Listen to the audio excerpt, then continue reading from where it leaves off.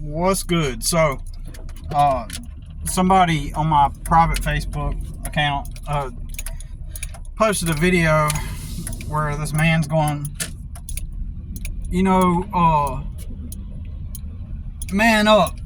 Nobody wants to hear about your excuses, or no, hear not excuses, but hear about how bad you got it. Everybody's got it bad right now. And I in some ways, I kind of personally disagree with that, but I'll talk more about that in a minute. People are waking up, and once you are awoken to the reality of how this system is designed it's basically designed to keep you in indentured servitude. The only difference is that the slave owners, they get to pass around the slaves. So the slaves have the option to choose which master, and they get a little box to go reside in at night, just like slaves. It's psychological.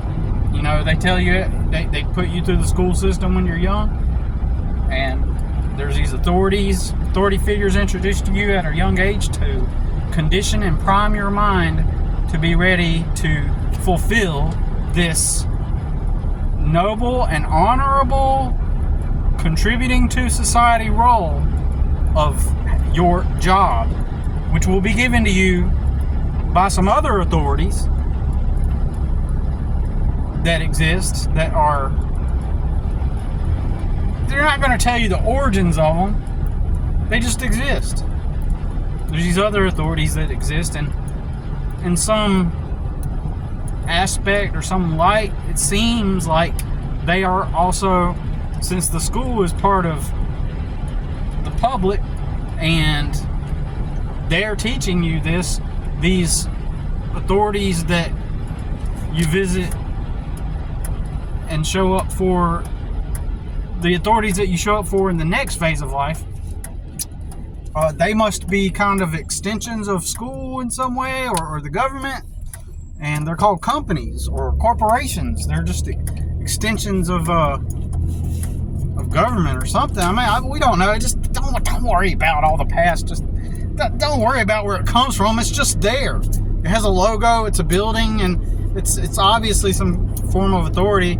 And they have this position for you, this role called a job, and you go there, and so just figure out which one you want to go to. So basically, they're conditioning you and priming you to become indentured to the system as a whole. It's a different aspect. It's a different form of slavery. Instead of just one type of person,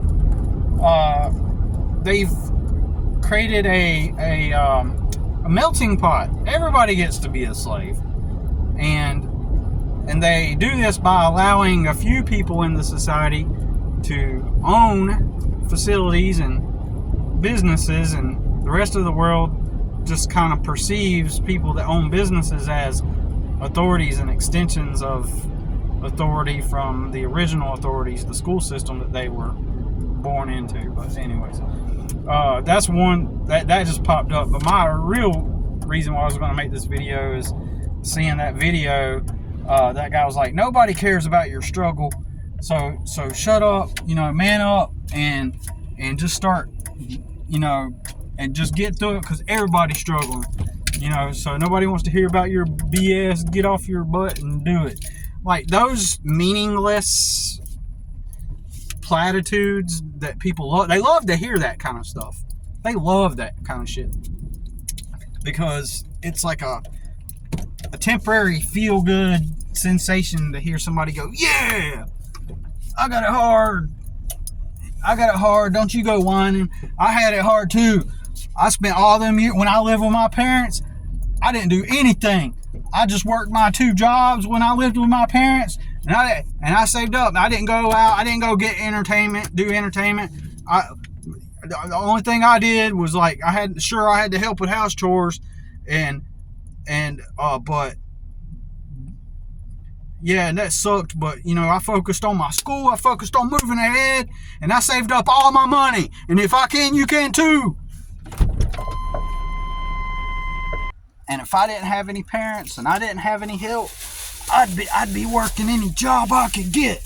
People love those simplistic like tropes and platitudes that they all spout out, and they're all say these common phrases because people, their lives are average, but they want to feel like they're tougher than what they really are.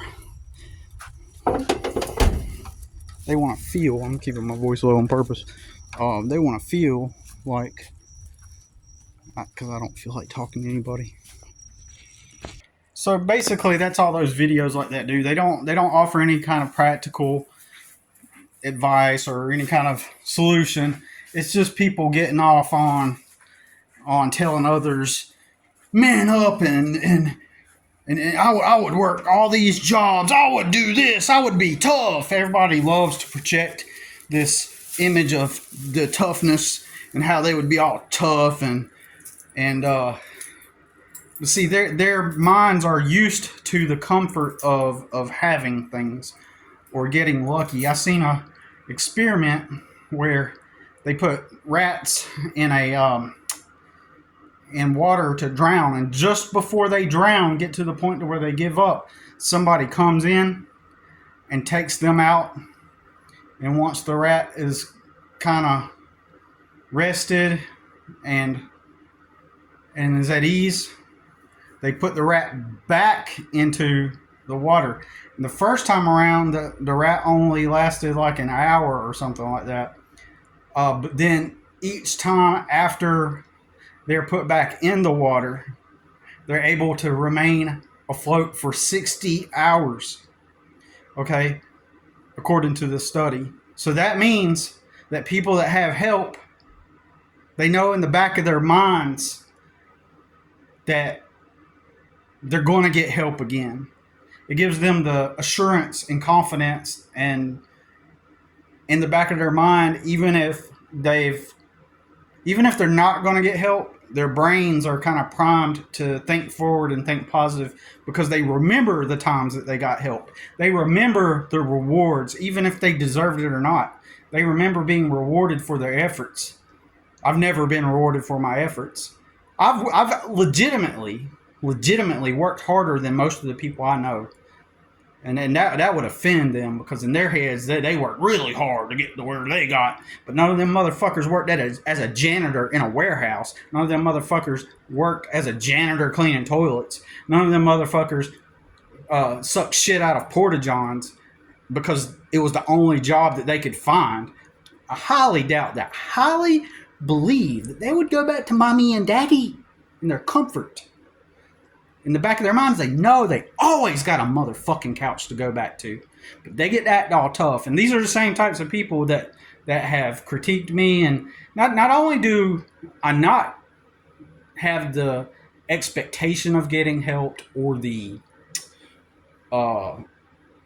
memory of being like someone who is valued and someone who would be helped in their time of need, I also get negative feedback.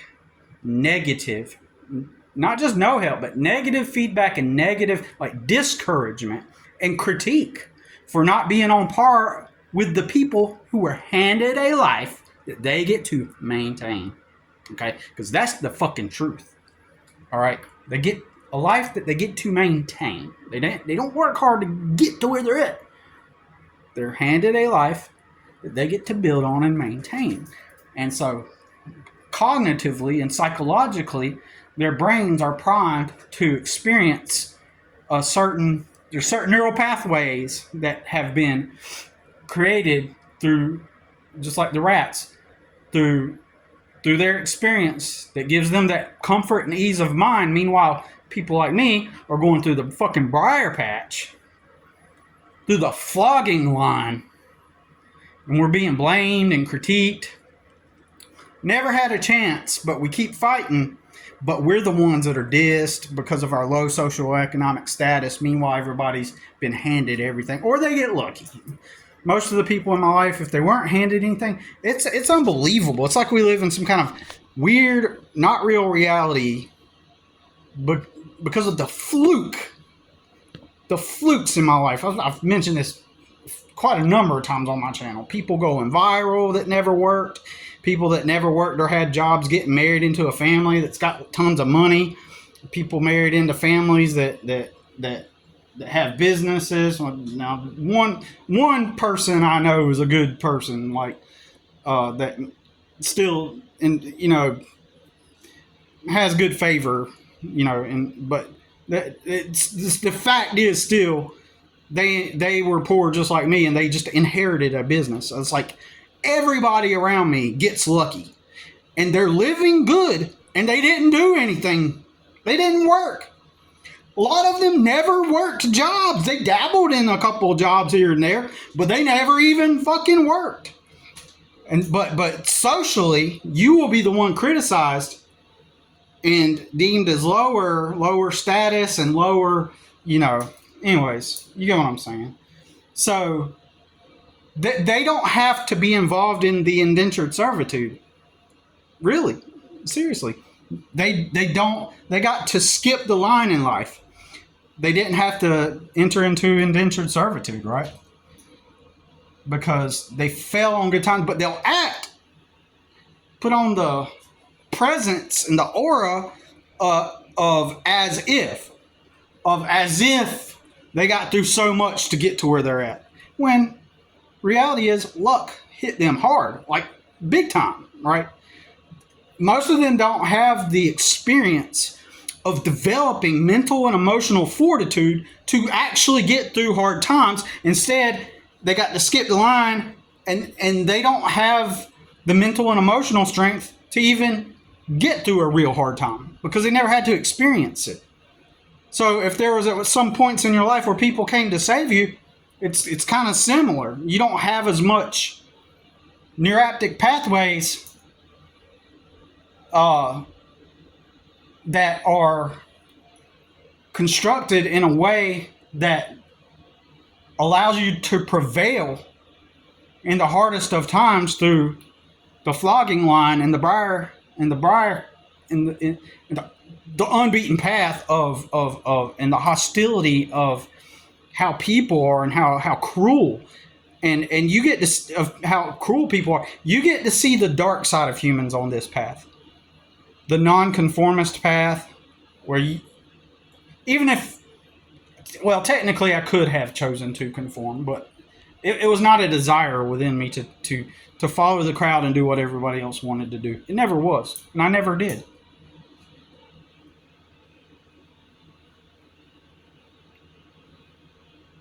So the wiring's different. The experience is different. And that will organically separate you from everyone else. Everyone else also has an idea of what happiness is and relevance is and success. And they're measuring you up against that relevance of what the definition of relevance is. They want to align with what everybody else is doing. You don't necessarily. But they don't perceive it that way. They see you as someone that's just like them, who wants to fit in. When the Stanley Cup comes out, they got to have the Stanley Cup too. If this happens, they got to be part of it. If this is the new trend, they're talking about it because it's just what everybody is doing. So those people project onto you how they are desperately attempting to maintain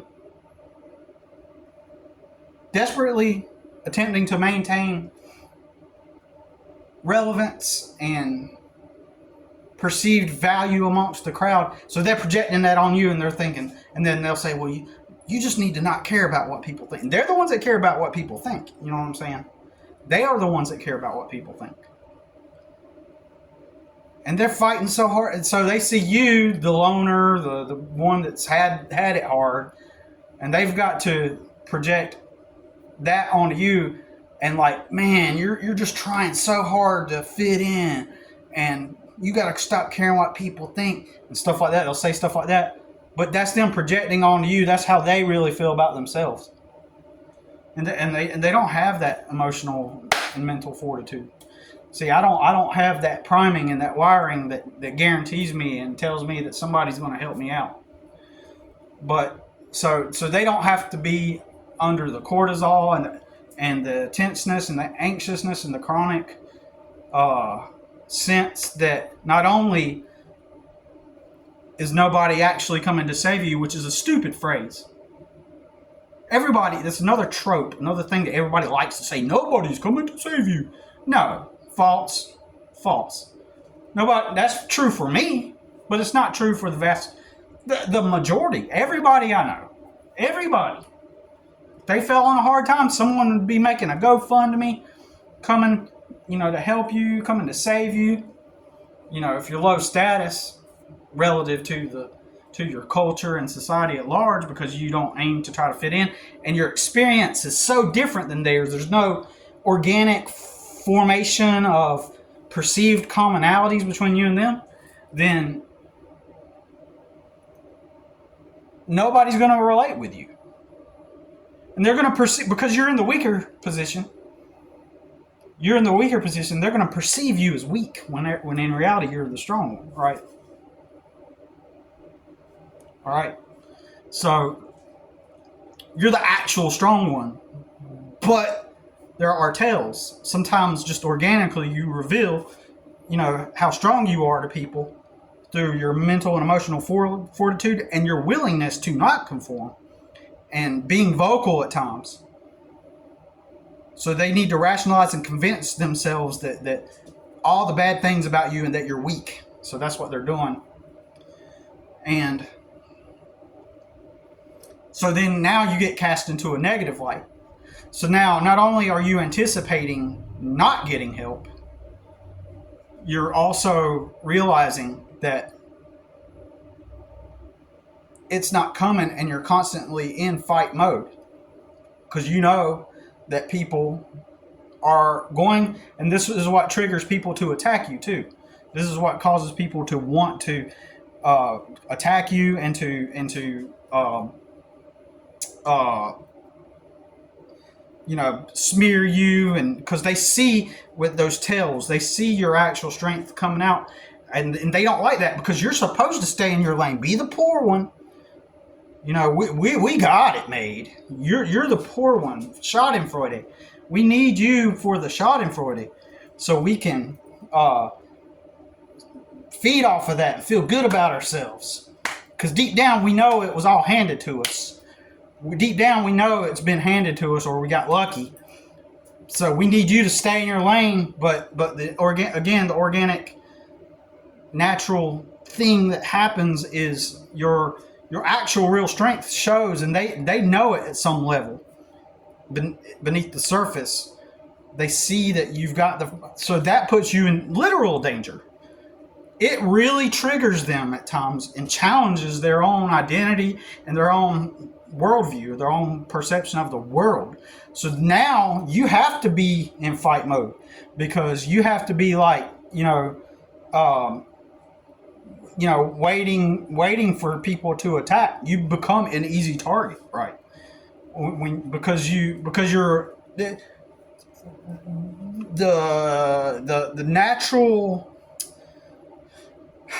outcome of being like this in this position makes you become a more awake to the world, and you see people's fakeness. You see the fronts that they put on, because you're forced to have to be in fight mode. And so because you're forced to be in fight mode, then you start to pick up on these behavioral patterns, and you get to see how scummy people really are, and their fakeness and all the fake smiles, and nobody's coming to save you, right? But that doesn't apply to the majority. It only applies to a small few, right? Where that phrase actually applies. But and so what happens is most of them have been duped to become the indentured servant. They've followed the script, and now they're in the script. They're successful. They can be successful in the script because they've followed it. They followed it, and they've acclimated to it, and they've become a part of it, and they're in it, and they're acting accordingly, and they're and they're already there. And so, look at people like me, and and they'll be like, man, it's so good to know that we're up here and he's down here, and look at him on his YouTube, blah, blah, blah, blah. Right? So that's their, so it them being, they've accepted their indentured servitude to some extent, and they see that you're willing to break free from it and you're awake from it. And some of them at some level, they know that something's wrong, but they're unwilling to do the things that you're willing to do to break free. And so now you've become awoke. This makes you become woke and aware to how these systems operate to enslave everybody, and you choose to be defiant and not be part of it. And that triggers them. That makes them mad. They don't like that shit. Stay in your lane, poor boy. Know your place. Know who you are. Know how you function for us. Know how your position and status serves us to feed our egos, to make us feel better about ourselves when we're not having a good day, or we feel like we're not up to par with everybody else. That's what they are doing. So people enter into the indentured servitude status, and but then people are waking up to it. So you'll see a bunch of YouTube videos of people. I see people now, they are in, especially this one dude, and I don't want to make it sound like an insult, so I'm not going to mention him, because I mean this in a good way, but I don't want my words to accidentally come across in a negative way. But he is where I was at one point. He is literally working in a warehouse, and he does videos from his vehicle, and he's talking about how life sucks and that he's working at a warehouse and he can't get ahead. Single dude, has to rent a room, and he's stuck in that cycle, but he's aware. He's enough aware to realize just how screwed it is, and that right there sets him apart from most people. The more he thinks like that, the more and more he's going to become distanced from the people all around him, and they're not going to be able to relate with that. He has no real help. He has no real connections. And he can't get out of the cycle. Now, he could, in my opinion. Of course, there are variables that I'm unaware of, but based off just the immediate optics, he's in a way better position than me. He has a truck, and he doesn't have a kid, to have to take care of. So, man, if I was him, with what I know now, I'd be living out of that truck, like right now. I would save all my warehouse money. I know, that's the kind of stuff they say, I know.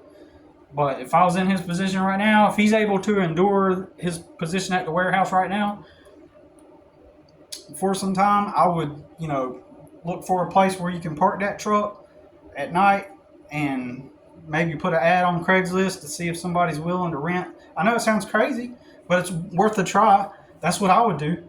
In fact, I'm doing something similar. Like, I haven't done it yet, but I've done it in the past. Actually, I need to do it again.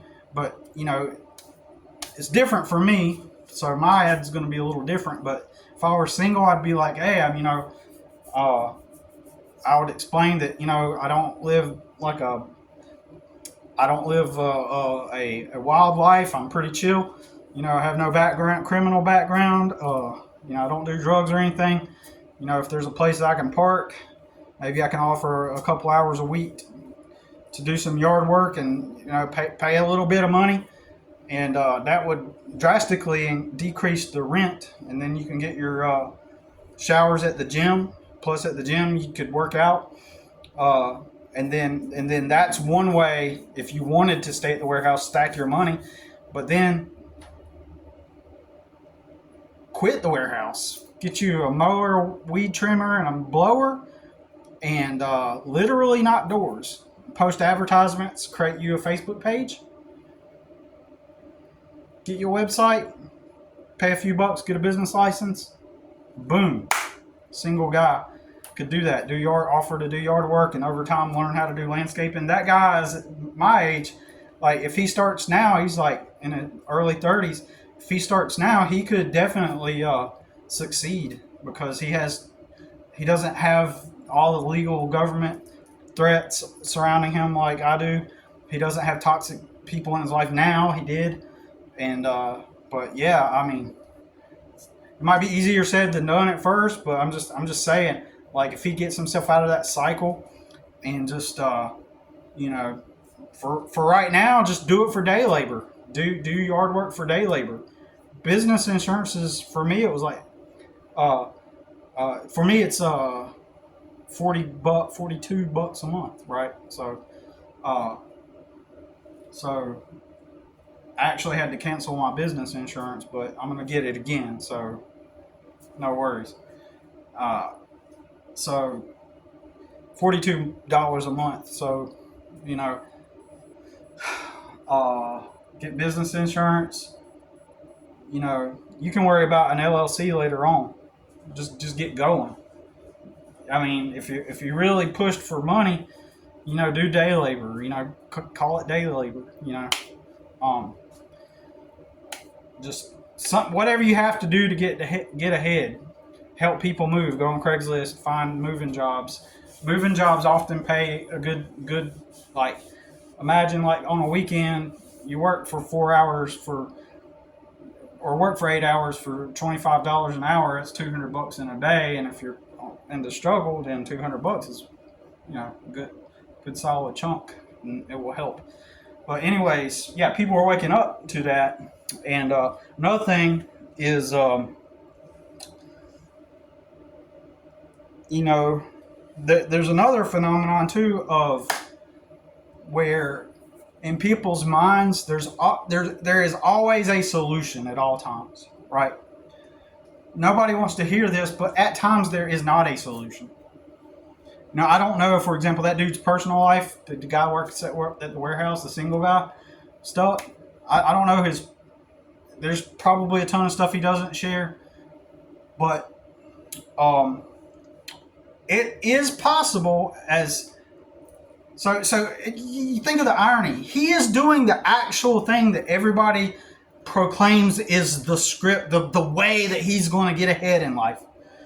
Now, he is, from the last I heard, he is studying to do something that's more white collar work. So he goes to school for this white collar thing so that he can continue. He's still operating mentally from the framework of being inside the script to better himself within the script. And he's talking about this thing that he's doing in school is going to get him a better job. And traditionally, that's the script, right? And then that better job is going to get him into a better paying position, which is going to better his life. When in reality, he's going to be a part of the script at the next level. In other words, he's just going to find himself in a miserable job working. I can tell his mentality right now. He has a different mentality.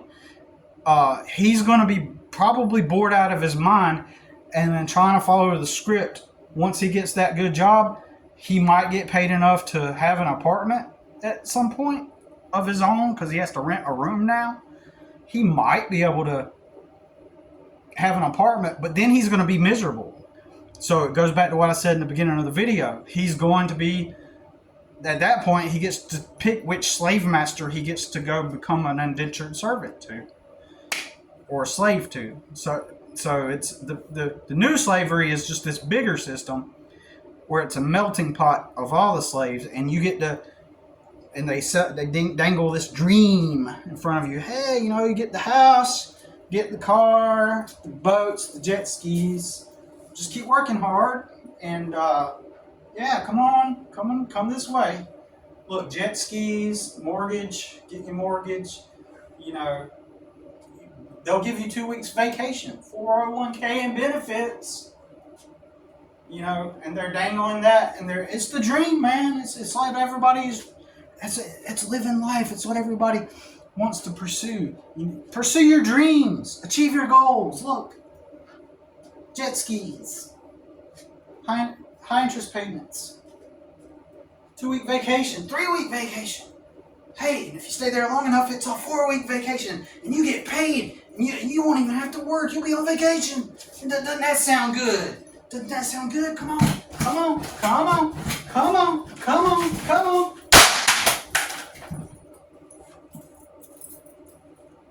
Then they got you, right? Now they got you. Now you're stuck in this cycle, and then you get a family, and then now you got kids. Now you're forced to go to your owner's, one of the owner's places, and then you get your box that you get to go back to every night. And then they call that, hey, you do that thing so that you could live your life. And then you get like this little few minutes a day when you're off of work, right? Hope I didn't break my cutting board. I need to check.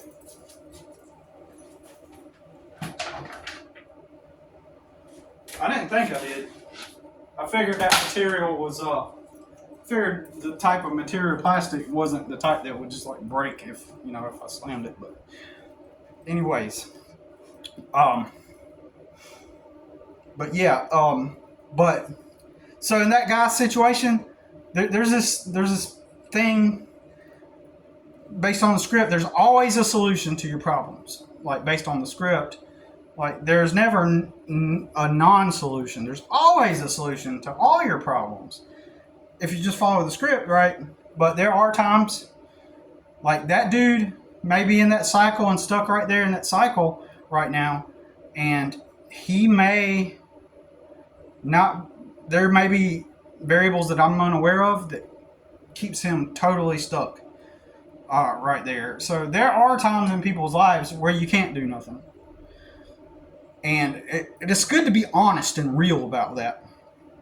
Everybody that's been handed things or got lucky, they're all under this illusion that at any given point in time, it's just a matter of getting off your ass and taking charge of your life. Well, there are times in retrospect, when I look back, there were times when I should have just done nothing and just waited for certain things. Now, don't get me wrong, to some extent, you are still trying to figure out a way, right? So technically, yeah, you're still trying to figure it out, but usually, like when I was going through a lot of the court stuff I went through, during that time, there was no solution. There was no solution during that time, right? There was no way I was going to get an attorney to help shut down the cases, right? There was no way during that time. And that will give you clarity in mind to think more positive towards more positive solutions, actually. At times when you realize you can't do nothing, it will teach you how to be strong in the moment. And that is so, but everybody wants to say, once again, tropes and platitudes, don't give up, never give up. Well, there is a time to give up in a positive way. There is a time to give up and say, there's nothing I can do about this. And when you do it, it clears your mind. There are certain circumstances where you can't do nothing. So during that time, if you realize that you can't do nothing, it can help you to open up your mind to what you can do. So I guess there's always something that you can do, but there are times where you kind of just have to wait and fight off the bad luck when it comes, and then, surf the wave of good luck when it comes. Sometimes you have to just endure and wait, and when the good luck comes, you do what you can in the moment, and when the good luck comes, you ride the waves of good luck as they come, and then fight off the bad luck when it comes, or endure it until it's over, and then ultimately take advantage of when you have a lack of bad luck. So when it's just kind of neutral, I guess. And but sometimes there isn't a solution. Like right now, there is no solution for me to move out of here. Now, earlier today, I was thinking like, I may just, the next time I get like a chunk of business and I hit one of those good weeks, right? I may take all my money at that point and move my stuff out and go ahead and take the risk. It would be a crazy risk because my son's 17 and they could use that against me and say, well, you had a place, why don't you have a place to live? But if any sane, rational, logical person if they were in my position, they would leave out of here and live out of a vehicle and save their money, right? They would save their money, and that they do earn. As I mentioned before, me living in a vehicle, me and my son living out of the truck would be the equivalent of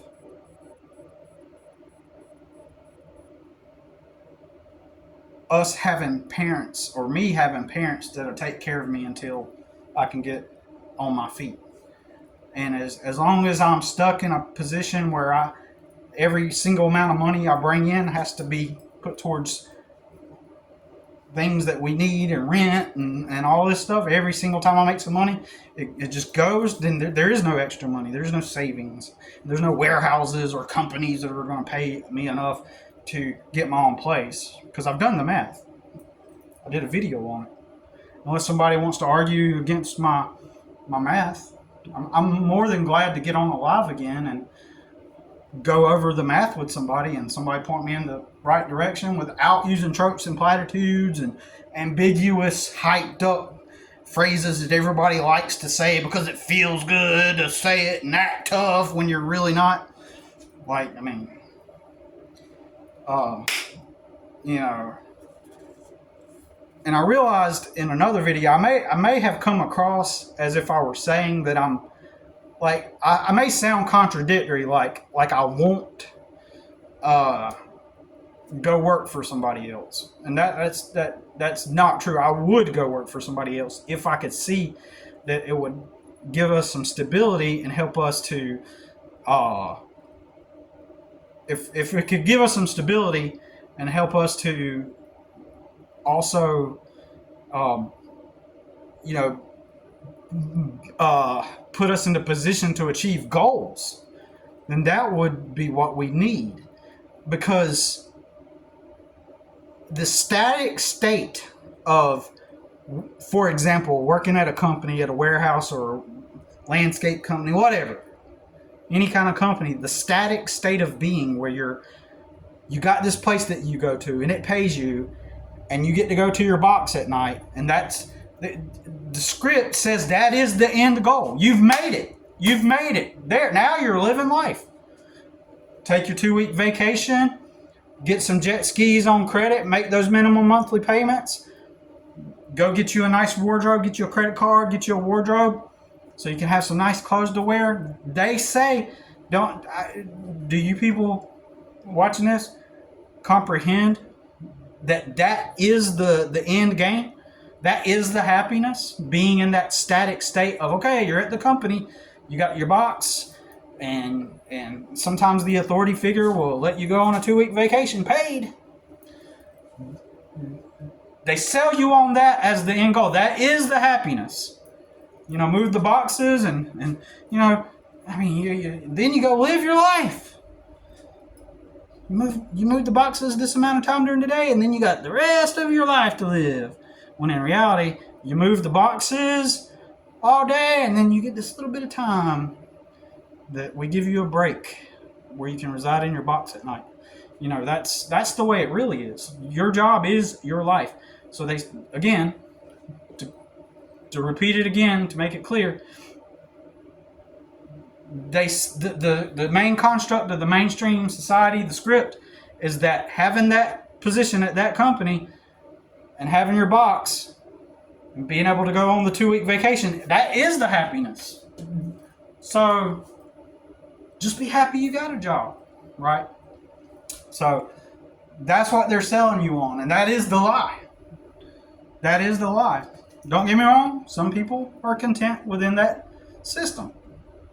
Some people naturally acclimate and adapt to that system, and they either are happy that way because companies do need employees, right? And you know, I've met quite a number of people that say, "Hey, I like my job,"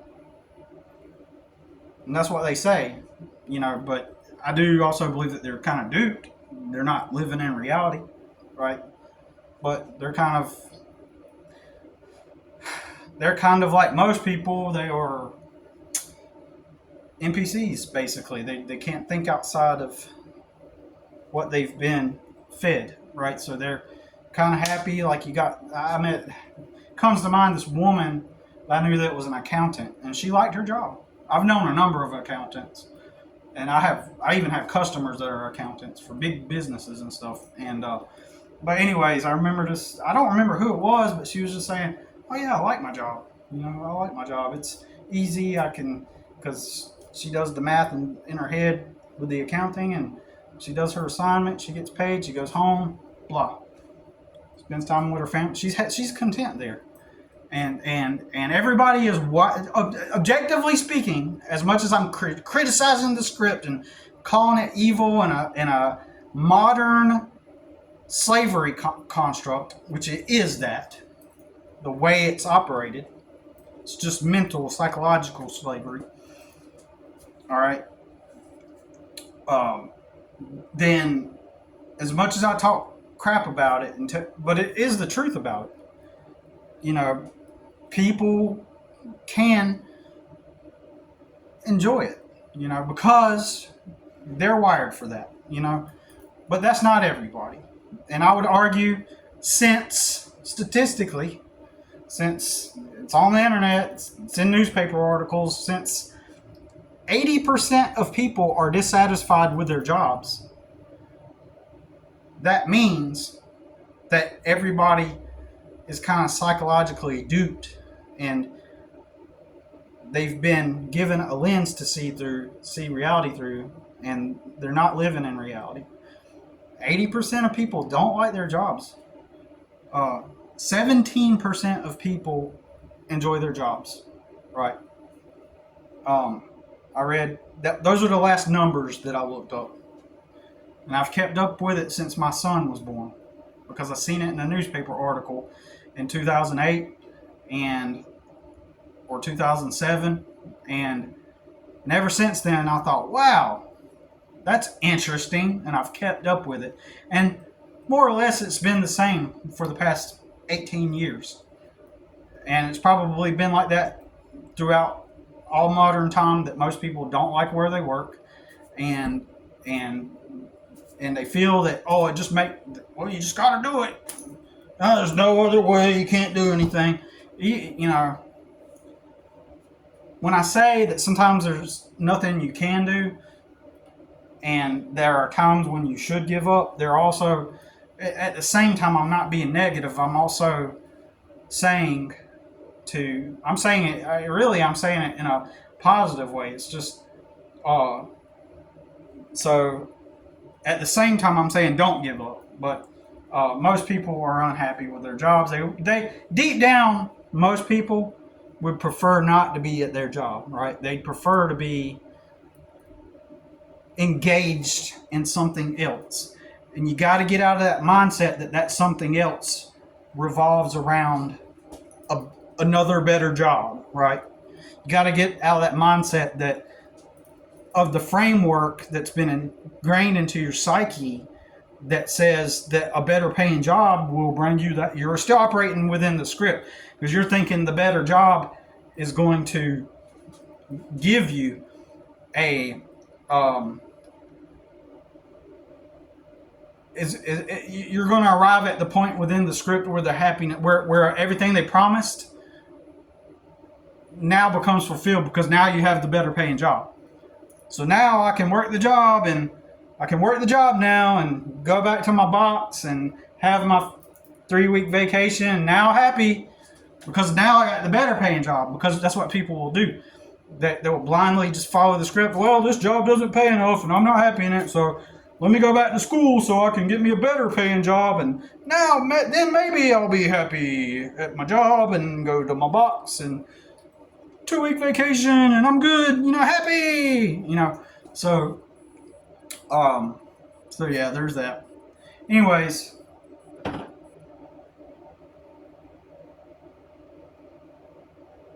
think that's all I got to say about it for now. Just wanted to talk about that. It's raining. It's been raining for the past 4 or 5 days, so it's really put my business at it's been raining for maybe a week, going on a week now, because I remember Yeah, it's been raining for like a week because I remember one lady canceled. She said, "Don't worry about cutting the grass this week."